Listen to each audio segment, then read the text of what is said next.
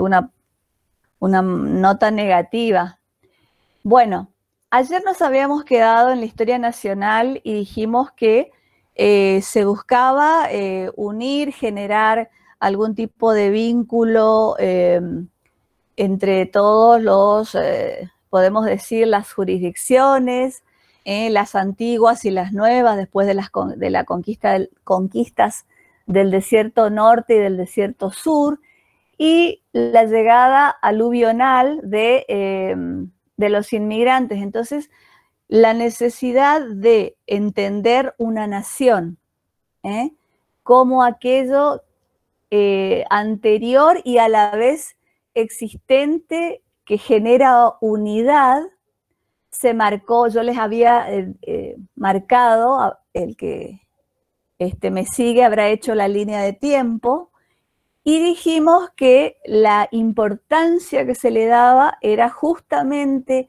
un pasado común, sea desde lo pedagógico para ser enseñado en las escuelas y en los colegios, y también para sentirnos parte de un espacio.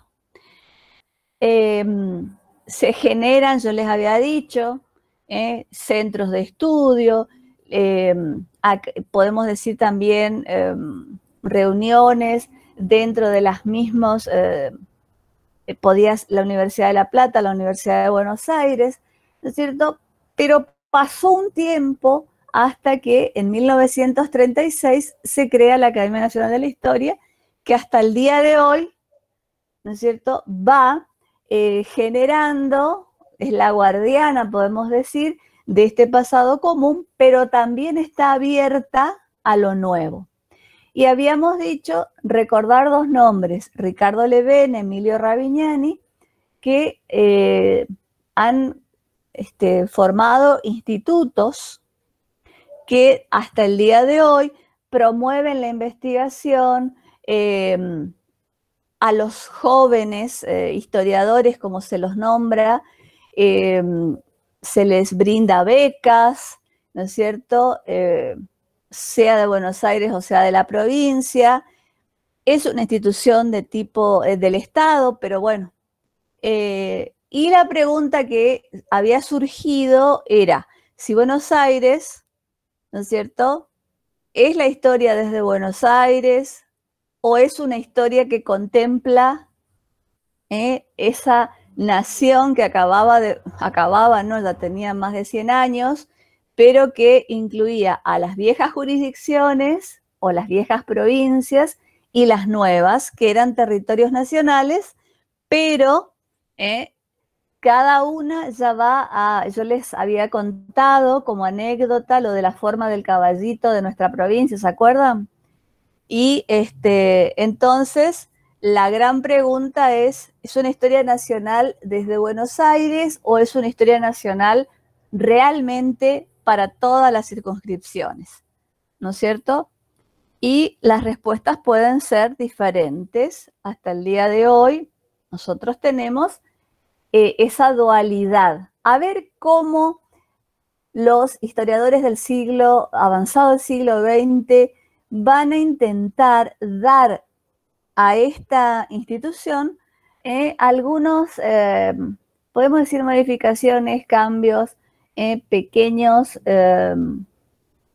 procesos internos dentro de la institución que lidera o cuida la historia nacional, ¿no es cierto? Y va a ser no tanto a comienzos del siglo XX como la Academia Nacional, sino más bien después de la Segunda Guerra Mundial. Nosotros no tuvimos nada que ver con la Segunda Guerra, no mandamos tropas, o sea, no... creo que unos días antes de que la guerra termine le declaramos la guerra al eje, no, unos días antes no, pero sí en el 43, y presionados por Estados Unidos. Sí mandamos alimentos, combustible, armas de manera ilegal al eje cuando nosotros habíamos firmado un acuerdo de neutralidad, pero finalmente, ¿no es cierto?, Argentina fue, la palabra que yo uso es castigada, pero puede ser otra más suave, ¿no es cierto? Se le llamó la atención, podemos decir. ¿Qué más podemos decir? Que recibió un apercibimiento de Profesora, parte, ¿sí?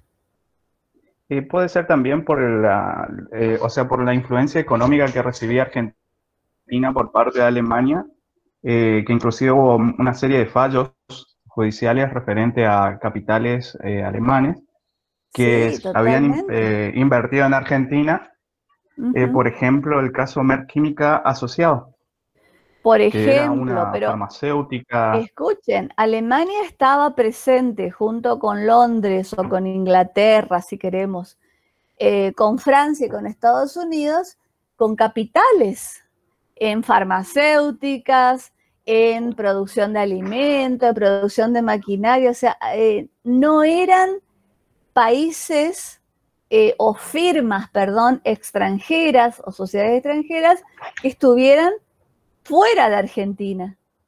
Pero ¿qué pasaba? Todos los países latinoamericanos habían declarado la guerra al eje. Todos saben lo que es el eje, ¿no? Berlín, Tokio, ¿saben? Berlín, Sí, Roma, Tokio.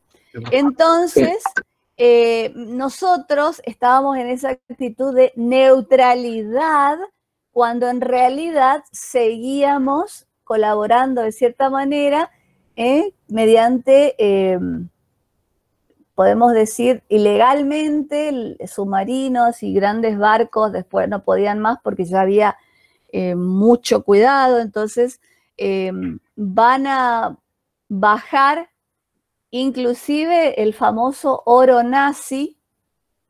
También parece que nos pagaban, y bien, por recibir personajes, ¿no es cierto?, que de otra manera hubieran sido juzgados en el tribunal de Nuremberg.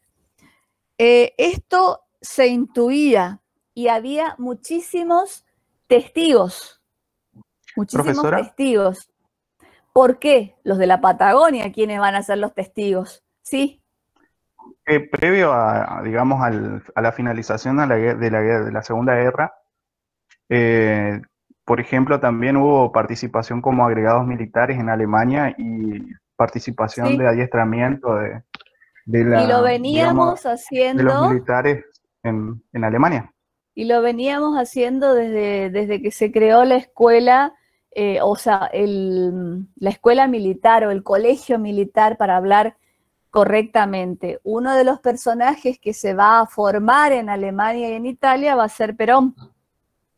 Y Sí. teníamos algún acuerdo también con West Point.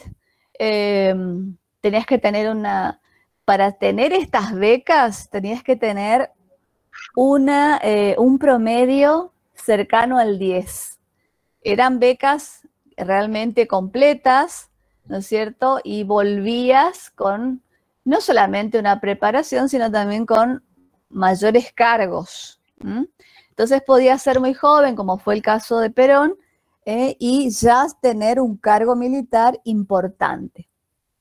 Pero él Sí, siempre se manejó en sí. esas altas esferas, gracias seguramente a su capacidad intelectual. Y entonces desde muy joven siempre tuvo, ya desde alumno del colegio militar, este tipo de premiaciones. Pongo a él como conocido. Va a haber otros también que van a tener la posibilidad de que sus familias financien estas estadías formativas. Sí, ¿alguien quería decir Eh, algo? se- sí, profe. Se dice también Sí, que cuando ingresó Hitler a Francia, y lo sí. hizo con la marcha de San Lorenzo, No me digas. porque fue, Yo eso sí, no sabía.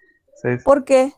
y bueno, se dice porque era una de las mejores marchas, digamos, del Ah, mundo. porque le gustaba Eh, al tirano. sí, sí, Ah, la y lo habíamos hizo, intercambiado unos años antes, creo, a cambio de no sé qué marcha alemana, sí, sí, sí. como muestra de fraternidad o algo por el estilo. Chicos, nosotros, si ustedes se van a los Hizo, diarios de la época, en el Luna Park se reunieron los pronazis, Luna Park, pleno corazón de Buenos Aires, Avenida Corrientes hacia el Bajo, le dicen los porteños porque significa hacia el puerto, está el famoso Luna Park. Ahí, aunque nos parezca extraño, los pronazis, no importa si vos eras o no eras alemán o descendiente de alemán, ¿no es cierto? Y bueno, hacen un acto de, podemos decir, de adhesión a la figura del Führer y también adhesión, digamos, a la manera en que él estaba manejando Alemania primero y luego todos los países que iban destruyendo. Entonces, Argentina tenía relaciones con capitales extranjeros, no solo alemanes, desde el punto de vista económico, desde hacía bastante tiempo, al igual que, de una manera especial, había grupos dentro del ejército, había grupos dentro de las sociedades que eran pro-nazis y pro-yanquis, que los historiadores los van a nombrar como, ¿no es cierto?, germanófilos, mayor o menor grado, no importa, pero todos estaban de acuerdo con las acciones del Reich, y luego estaban los otros, los que preferían el liberalismo norteamericano, que tendrían o veían en Norteamérica, digamos, una salida o un camino mucho más viable que lo que el Reich estaba haciendo en Europa. Entonces, a eso los llamaban anglófilos. Y realmente era una cuestión no solo de discurso en los diarios, sino también en haciendo mítines en las plazas públicas.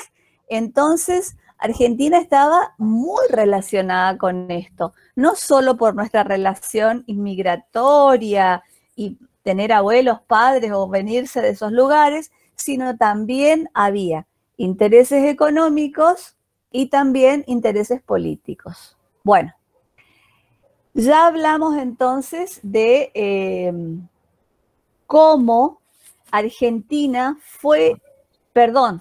la Academia Nacional fue generando algunos cambios después de la Segunda Guerra.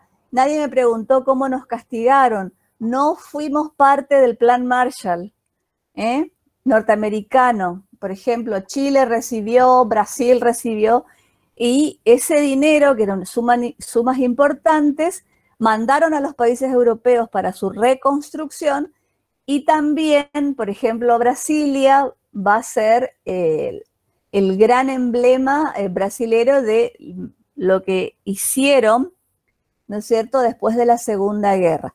También van a socorrer a Japón, yo creo que porque se sentían culpables después de la guerra. No, eso estoy diciendo yo, no es cierto. Habría que leer bibliografía para eso, pero yo no soy experta en historia contemporánea argentina.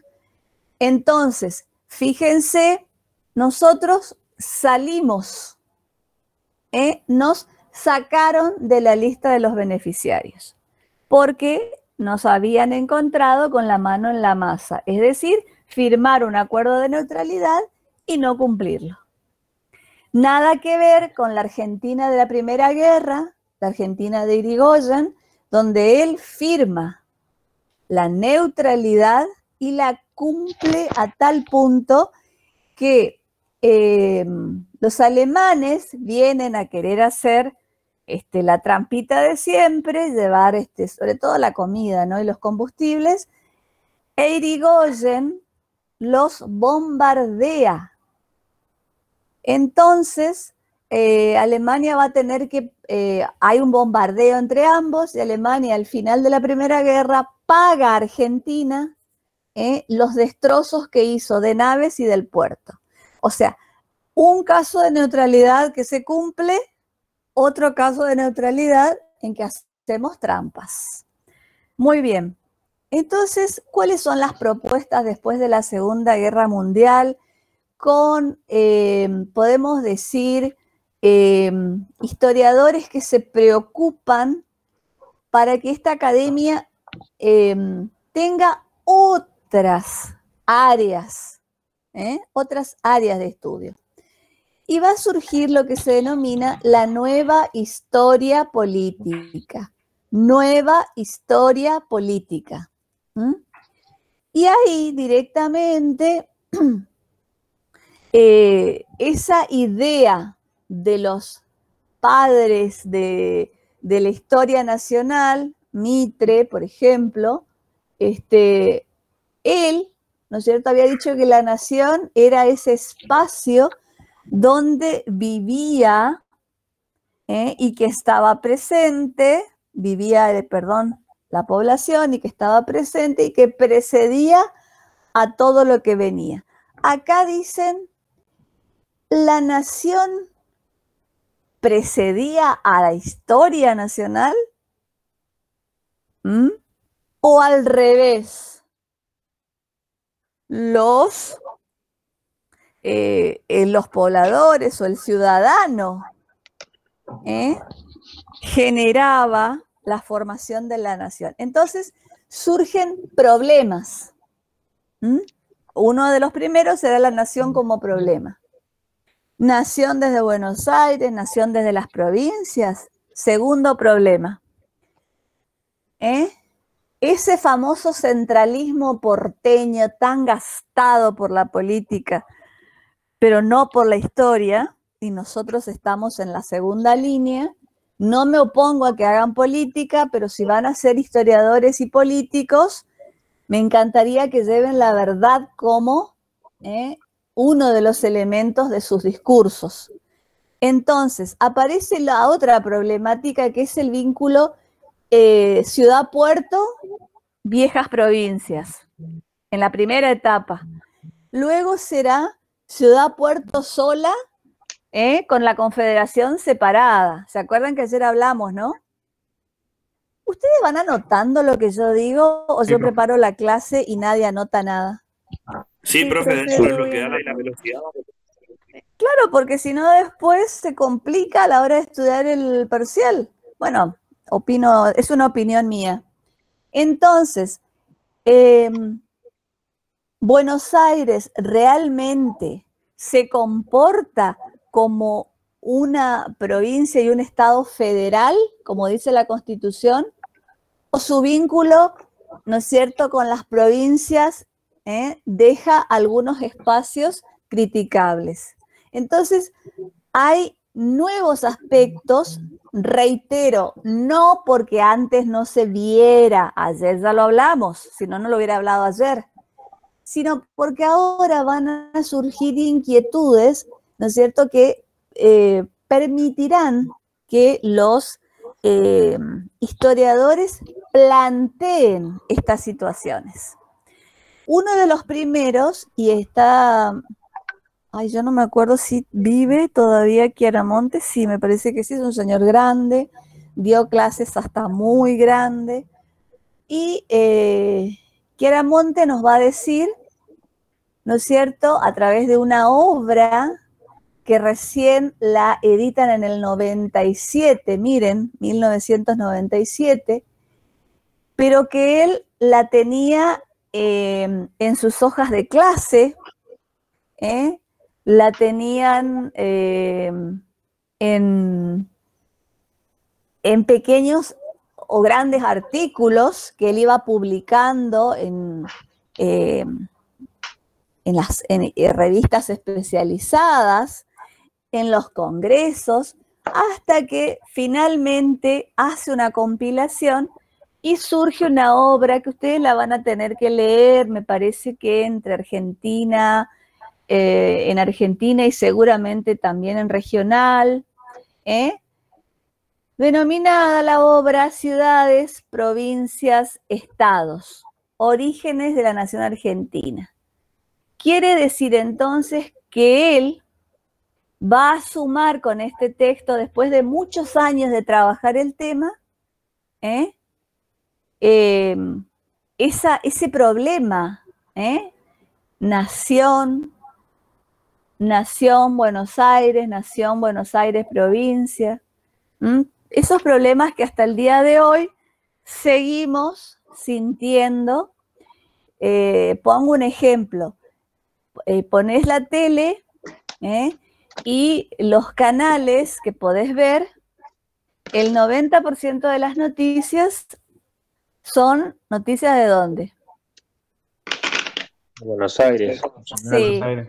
Y nos cansa a veces o no tener que estar sabiendo lo de la reta con la clase y qué sé yo, cuando nuestra realidad, Chaco Corrientes, es otra.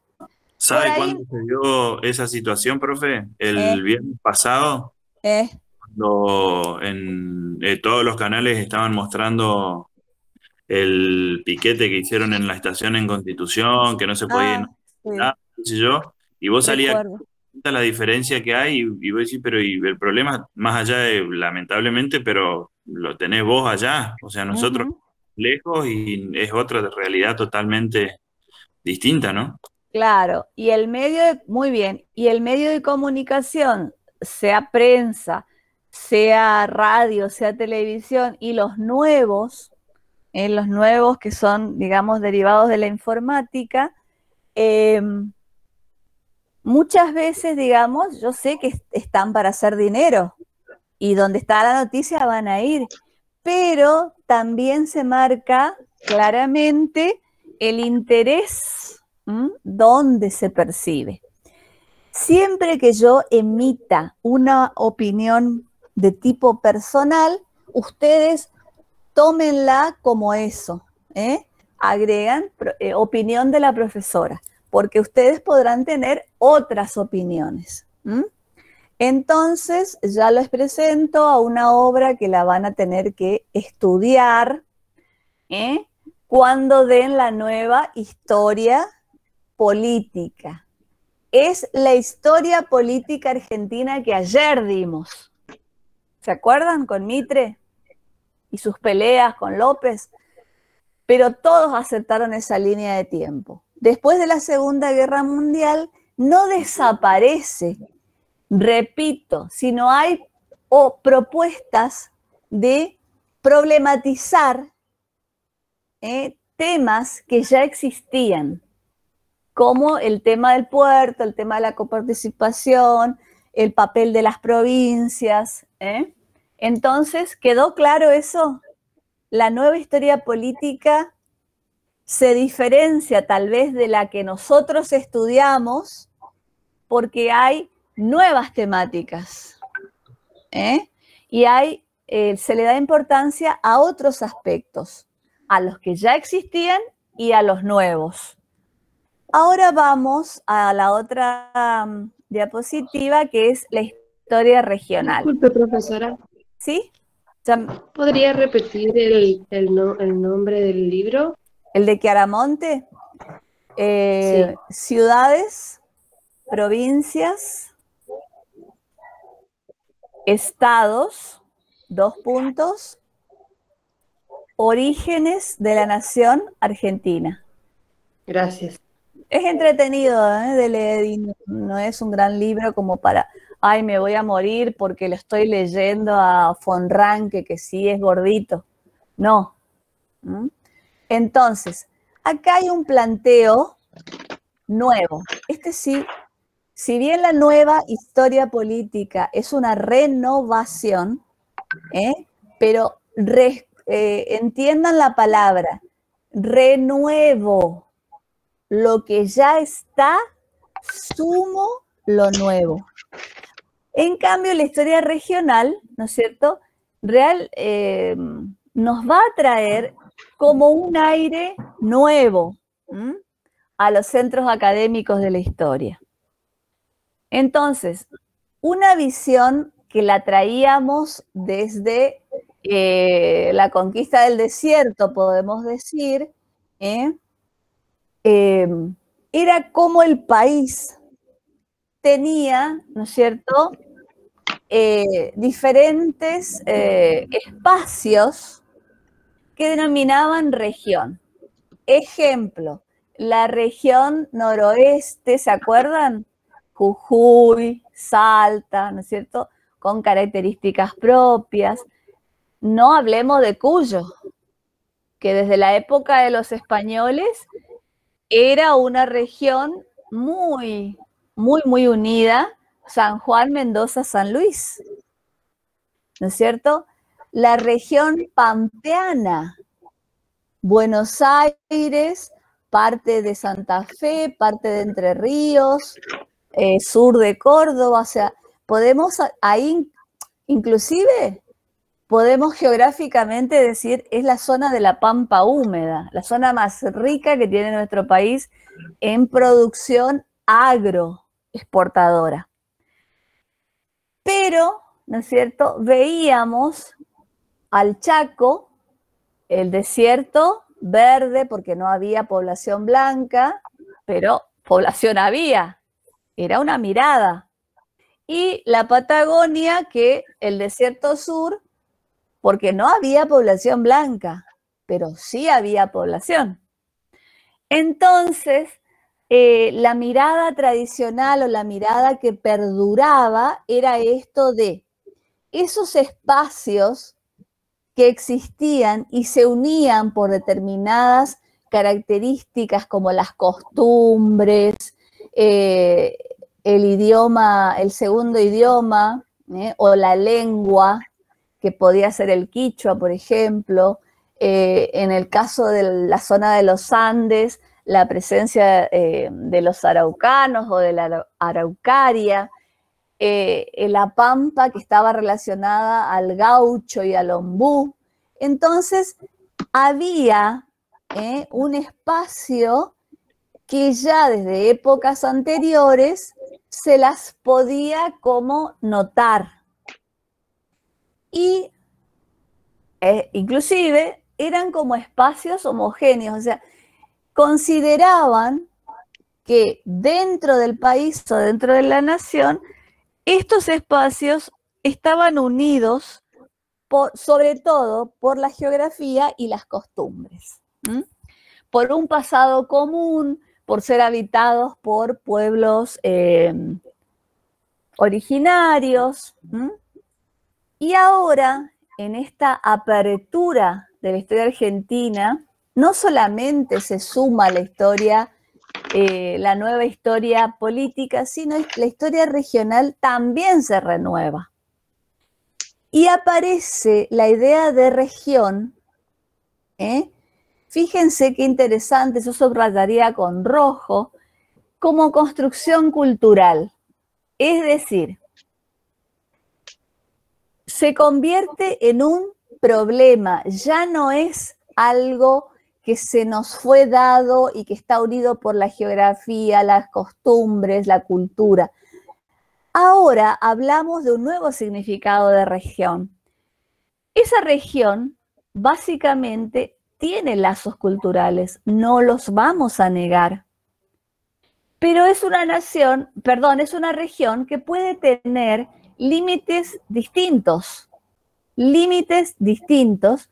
¿Por qué? Porque esa construcción cultural se expandió y salió hacia otras zonas, ¿no es cierto? Por esa interacción que todos hacemos, ¿no es cierto? Y a lo mejor Cuyo eran las 3 provincias, pero tenía injerencia de Chile o para Chile, tenía injerencia con las provincias vecinas que no formaban Cuyo.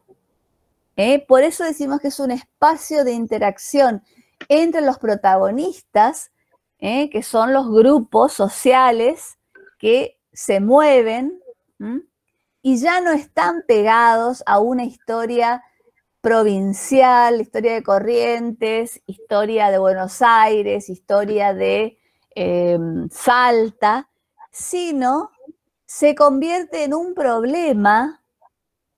¿Por qué?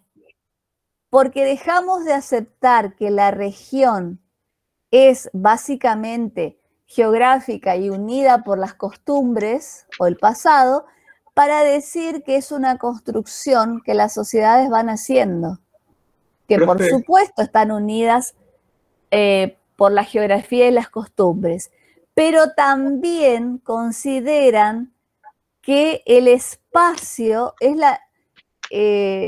proviene de la sumativa de las interacciones entre los grupos sociales que se encuentran en esos lugares.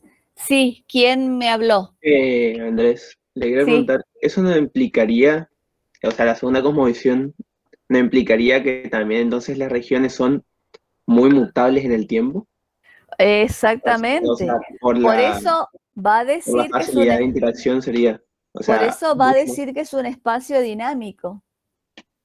Tal vez no te va a cambiar la región chaqueña, ¿no es cierto?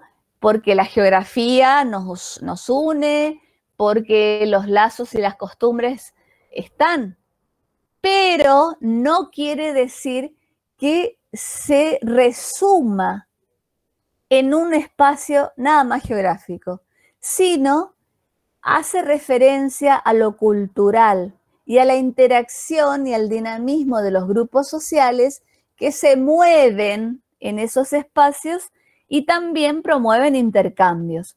Por eso la región será, a partir, igual que la nueva historia política, no borra nada, suma, modifica, agrega, enriquece y transforma la historia regional en un verdadero problema a averiguar. Cuando yo digo problema, no siempre tiene, aclaro, ¿no? No siempre tiene signo negativo, sino tiene signo positivo. O sea, es lo que me interesa o es lo que interesa a este grupo resolverlo. O sea, tiene signo positivo.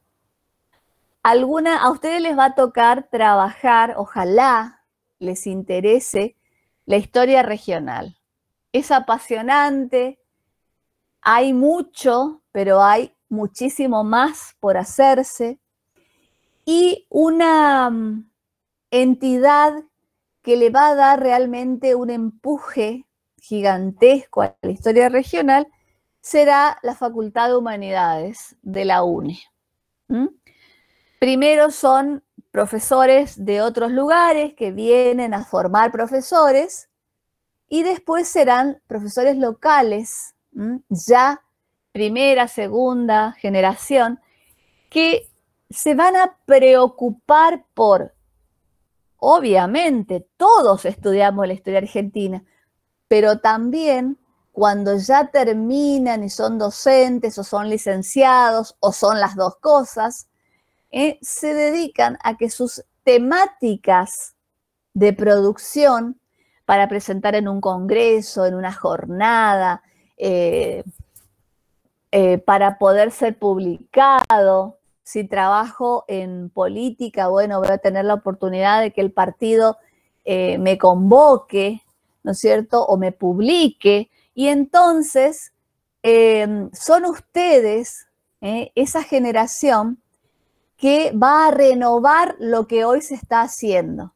Reitero, hay mucho trabajado con excelencia, pero hay mucho más sin trabajar. El ejemplo que yo pongo siempre es la historia de pueblos y de localidades. El Chaco tiene algunos, muchos, pero hay otros que no. Ejemplo, cuando yo era alumna, como ustedes, el Departamento de Historia y el Instituto de Historia tenía, de ahí Calle Boá, tenía un proyecto macro que se llamaba La Historia del Chaco y sus pueblos. Entonces, los alumnos, en los diferentes espacios, historia regional, seminario de historia regional, ya nos dedicábamos a algún pueblo o alguna localidad de nuestro interés. Y si no teníamos interés, el profesor nos lo daba. ¿Se entiende, chicos? Así, Sí. muchos, se nos designó una localidad. La metodología ustedes la van a ir estudiando, cuál es la propia de la historia regional, ¿no es cierto? Y en muchos casos mis compañeros del interior, no éramos muchos, éramos 10 o 15, mis compañeros del interior hicieron la historia de sus localidades y hoy, de manera con metodología propia, con documentación previamente, ¿cómo se dice?, bien revisada, con testimonio oral, y se convirtieron en los profesores, en los únicos que trabajaron por primera vez y de forma metódica la historia de su localidad. Por ahí ustedes, ojalá, se acuerden de mí cuando terminen la carrera y puedan seguir con esta mentalidad de dar historia o dar voz a esas localidades y pueblos de gran importancia, a lo mejor económica o cultural, pero que todavía no tienen una historia más que la oralidad. ¿Se entiende o no? Es un problema que se los tiro a ustedes para cuando se reciban. ¿Están todavía, puedo seguir o ya dejo la clase? Aquí estamos todavía. ¿Puedo seguir? Sí, profe. Muy bien. Sí, son los mismos alumnos que yo los voy conociendo hasta por la voz y que duele porque uno prepara y cae en saco roto porque entran y salen, después se quejan que no pueden entrar y me ponen no puedo entrar, algunos dirá la verdad y otros me parece que entran, miran y se van. ¿Qué? Dígame. En la filmina anterior, en la historia regional, y cerrando un poco, concluyendo lo que usted estaba diciendo, sí. Actualmente se está desarrollando algo que como región, por lo menos a mí, yo no trato en lo posible de ser objetivo en cuanto a la política, no meterme en ninguno de los dos lugares, pero... Vas a tener que hacerlo igual, vas a tener que hacerlo. Sí, desde luego, pero se está desarrollando algo que para mí es importante, que es el desarrollo del Norte Grande, que es toda la parte norte, ya no una región, por ejemplo, NEA, claro. Chaco, sino Salta, Jujuy, Santiago. Yo antes que el Norte Grande, ¿sabés qué estudiaría? El Mercosur. No hay historia del Mercosur. Hay líneas de tiempo, pero nos estaría faltando ese puntito. Y luego el Norte Grande. Espacio para debate más adelante. ¿Hay Mercosur? Sí, hubo. En general, solamente hasta ahora lo único que implica es poder pasar con el DNI a Brasil y hay muy pocos avances, pero por eso debate para claro. otro claro, eso también es un debate, porque hasta donde yo sé, el Mercosur tenía problemas que, por ejemplo, ¿cómo puede ser que hicimos una zona de libre comercio entre nosotros, o sea, entre comillas, un intento de Unión Europea, y que tengamos más dificultades que antes, por ejemplo, porque se superpone el Mercosur con otras alianzas regionales? Totalmente, totalmente. Y eso es historia. Eso es historia, cuando uno puede encontrar los motivos o las causas de su creación, después de su trayectoria, y luego cómo quedó, si desapareció, si sigue. Eso es hacer historia. Y por supuesto que la historia es política. No hay una disciplina más, más imbuida de la historia, de la política que la historia, pero desde tiempos inmemoriales. Lo que pasa es que nosotros, desde la mirada profesional, podemos encontrar aspectos que no signifiquen encontrarme con el contrario, con el otro grupo que dice o critica o lo ve todo mal. Eso tendrá otro lugar en mi desarrollo, en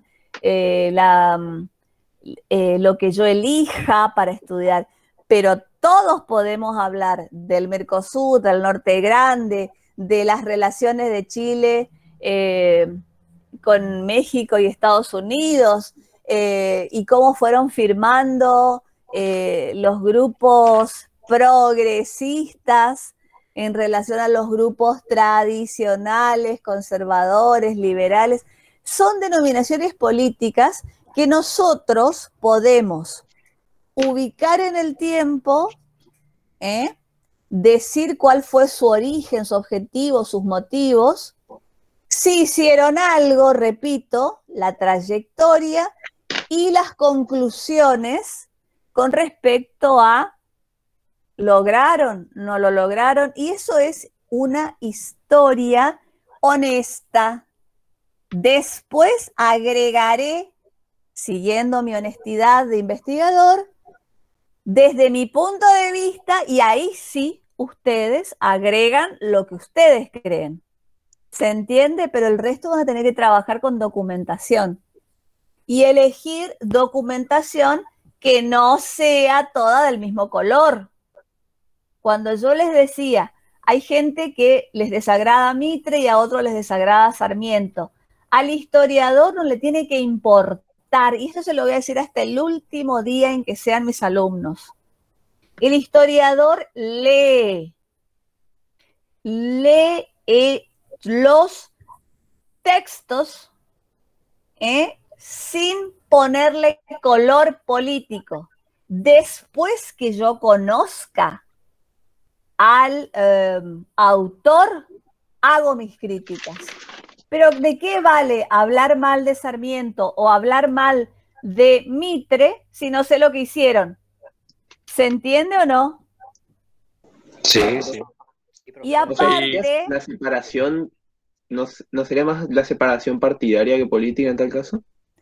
Me parece que la política es más amplia que hablar de partidismos, porque en la política podés trabajar con ideologías. Los partidismos me queda la duda, pero son problemas que ustedes van a solucionar como nueva generación y que lo van a tener que trabajar si les interesa. Hay gente acá de Chaco que trabaja historia argentina y no trabaja historia regional porque son elecciones. Entonces, vamos a la historia local. También tenemos una mirada tradicional, un relato que nos marca una línea histórica. Dicho sea de paso, recuerden lo que les dice esta profesora, que de esto sabe, y bastante. La línea de tiempo pasó de moda, volvió a la moda. No importa en qué momento estemos, significa una línea mental donde yo puedo ubicar espacio y tiempo del acontecimiento. Y si yo no manejo la línea histórica y voy a ser un profesor de historia perdido, muy perdido, y realmente avergonzaría al gremio, por decirlo así. Alguien que no conozca el relato lineal. Eso no quiere decir que no existan otras posibilidades, pero si yo no empiezo con mi línea de tiempo en la cabeza, difícilmente pueda ir a una cronología que ya se me complica absolutamente, y por ahí me hundo en el primer paso. El orden cronológico tiene que ser como el ABC de ustedes. El orden cronológico comienza con la prehistoria, aunque sea la última etapa agregada. Entonces, nada de en los finales, nada. Y salen mal por desconocer esta visión. Entonces, obviamente que el documento va a estar presente en la historia local tradicional. Y ahí va a surgir la historia de pueblo, que tiene inclusive la Facultad de Humanidades, específicamente el Departamento de Historia, trabajó con libelos, así, o sea, eran como pequeños libritos, donde indicaba al alumno o al interesado los pasos a seguir en la historia de pueblos, que hasta el día de hoy tiene un alto signo positivo y se los recomiendo cuando ustedes estén en cuarto y quinto año de la carrera. ¿Se está entendiendo? Sí.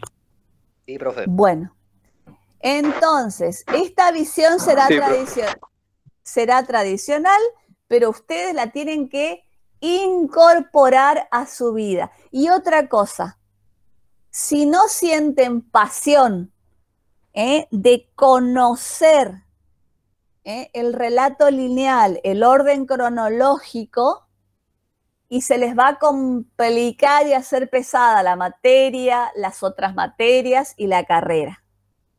Entonces, un profesor de historia es una persona informada que puede hacer otras actividades, como por ejemplo la militancia política y todo lo demás. Ojalá estuviera lleno de profesores de historia, pero no, porque también hacemos mucha falta en las escuelas.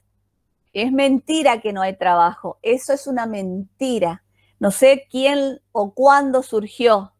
Hay mucho trabajo, sobre todo en el interior, pero acá también, en la periferia sobre todo. Ahora sí soy delicado y quiero trabajar en un colegio del centro y bueno, se me va a duplicar la complicación. ¿Cómo reformuló la Academia Nacional esto de hacer historia local? Entonces, sugiere, para achicar y mejorar la profundización del tema, un enfoque micro. Quiere decir que yo, en vez de tener una línea que vaya de 1810 a 1930, estoy poniendo un ejemplo, yo voy a cortar esa línea y en cambio voy a proponer la profundización. ¿Me están siguiendo, mis jóvenes? Sí, profe. Ustedes seguro que son los que sacaron 9 y 10, seguro. Siempre activo. Lamentablemente. No, profe, yo saqué 8. Yo saqué 8. Yo también tengo terrible 8. ¿Es poco? Y no hablo nunca. Escuchen, 8 es una excelente nota y de 8 para arriba son las calificaciones para obtener lo que fuere del sistema. Por eso siempre digo, apunten a las notas altas. El buen promedio les trae sorpresas gratísimas,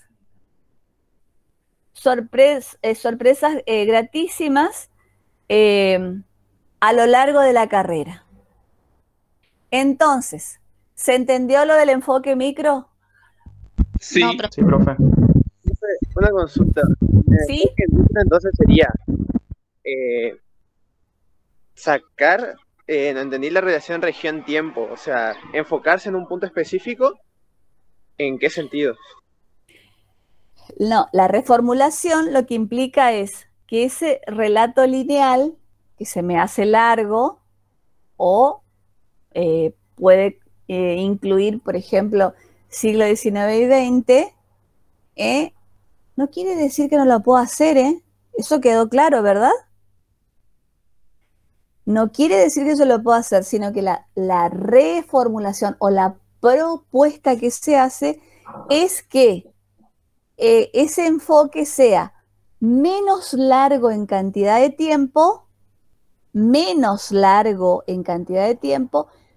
pero que el enfoque profundice en determinado, una década o un quinquenio, lo que fuera, ¿no es cierto? Y entonces se crea lo que se llama el enfoque microhistórico. En vez de profundizar en vez de estudiar a lo largo, estudio en profundidad determinado aspecto y por supuesto como historiador voy a explicar por qué lo hago y por qué me interesa profundizar ese momento y no otro. Y otra cosa que entra en la reformulación es ya no estudiar como un ente separado. Yo estudio la región, o estudio el pueblo, o estudio la ciudad, sino vinculo, genero relaciones, así como decíamos hoy, que la región en realidad es la interacción de los grupos sociales. Acá reformulo la historia de la ciudad, del pueblo, en esos vínculos de las sociedades humanas.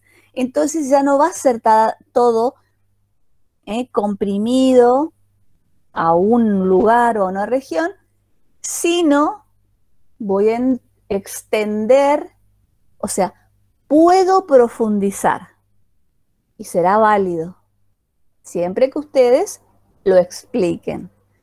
Y a la vez, puedo también estudiar como si fueran casos particulares. Es decir, dentro de la historia pongo un ejemplo, de Margarita Belén, me interesa estudiar particularmente la etapa de fundación del pueblo. Entonces yo estoy estudiando en profundidad un caso. Generalmente las familias fundadoras serán los estudios de caso, moviéndome en un espacio muy chaqueño. ¿Estamos o no? Entonces, Sí, son propuestas, no quiere decir que nosotras las tomemos así porque no, son propuestas de trabajo. Ustedes seguramente las van a tomar, después los voy a ver presentando libros, los voy a ver presentando historias de sus pueblos, y es tan emocionante para el profesor que los formó en esto, ver que su alumno aplica la metodología de trabajo en una elección temática, ¿no es cierto?, y en una producción. Y volvemos a nuestra diapositiva inicial y con esto terminamos esta temática. La relación... ¿Sí? Disculpe, le corté. Sobre esa profundización, igual, ¿hay una manera específica de hacerla, de cómo tomar esa profundización? Sí, sí, porque, sí. Por ejemplo... Hay metodología propia. Claro. Sí, sí. Sí. Para estudiar...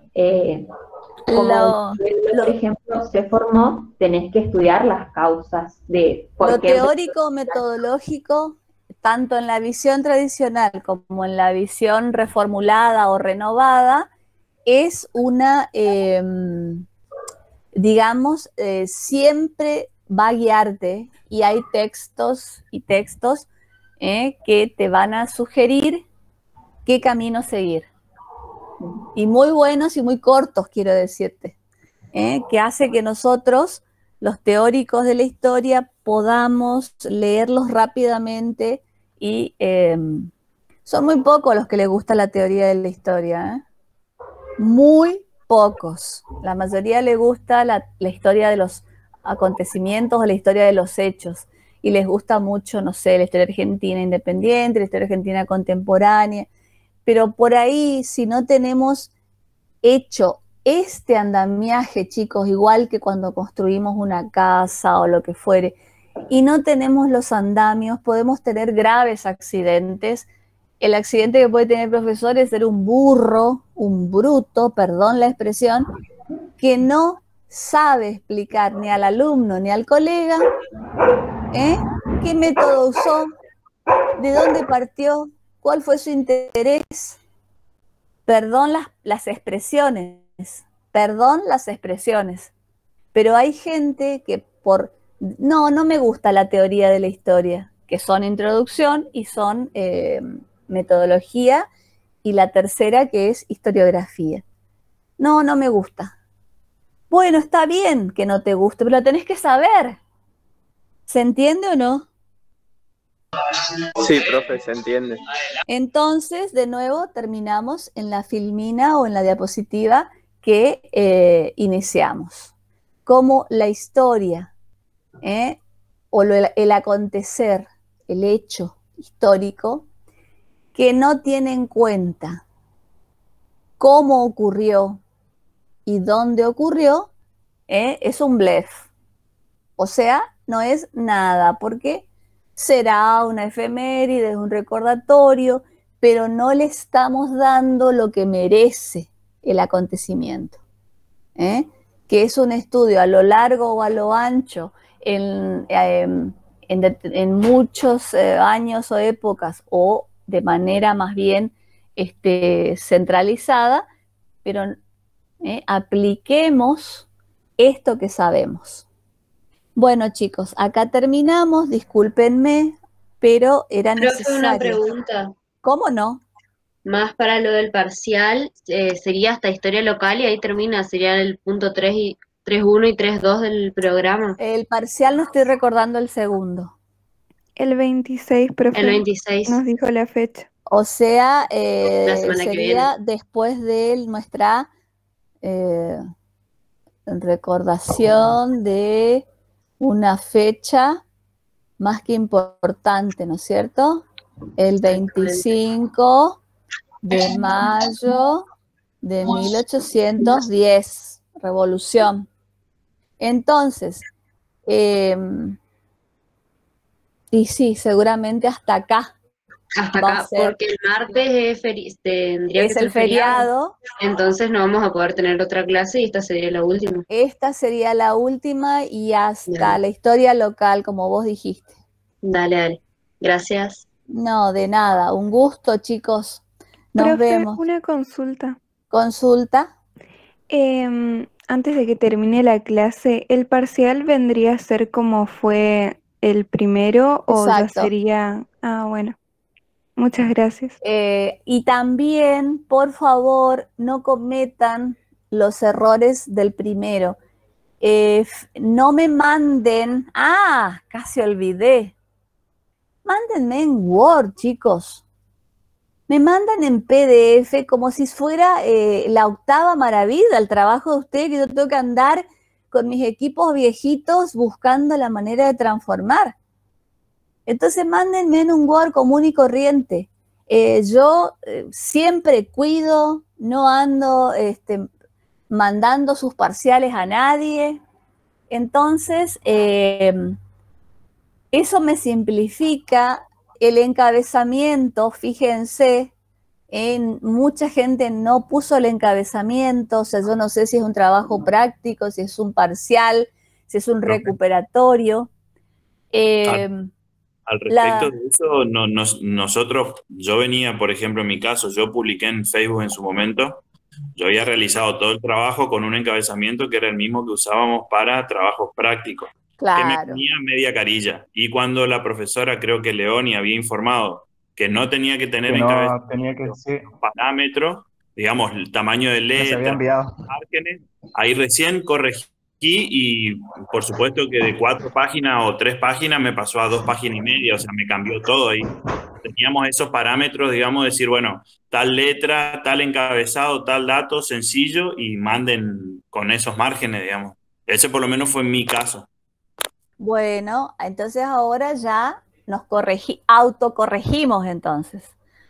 Una pequeña presentación donde digan examen, segundo examen parcial, materia, introducción a la historia y el nombre completo de ustedes, aunque no les guste, usan el nombre completito para que a mí me signifique rapidez a la hora de ubicarlos. Otra cosa, corrijan los errores ortográficos y de puntuación. Corrijan la utilización de la mayúscula. Todavía en el idioma español al que adherimos, las mayúsculas corresponden. O sea, no todo en minúscula. Si ustedes tienen un tiempo como para revisar, ¿sí? Expresiones que por ahí no corresponden a un alumno universitario, aunque se entienda lo que quieran poner, sino al contrario, un lenguaje informativo y bien escrito, ¿sí? ¿Va a ser lo mismo así varios días para poder redactar bien o...? Seguro, por eso me llamó la atención los horrores ortográficos, el uso, digamos, de la minúscula en todo, porque digo, si tuvieron tiempo de... Y ahora también, por supuesto que van a tener. ¿Estamos, mis jóvenes alumnos queridos? Sí, profe. Bueno. Sí, sí, profe. Bueno, entonces, nos estaremos viendo en el segundo parcial o yo leyendo el segundo parcial. Hasta luego, chicos.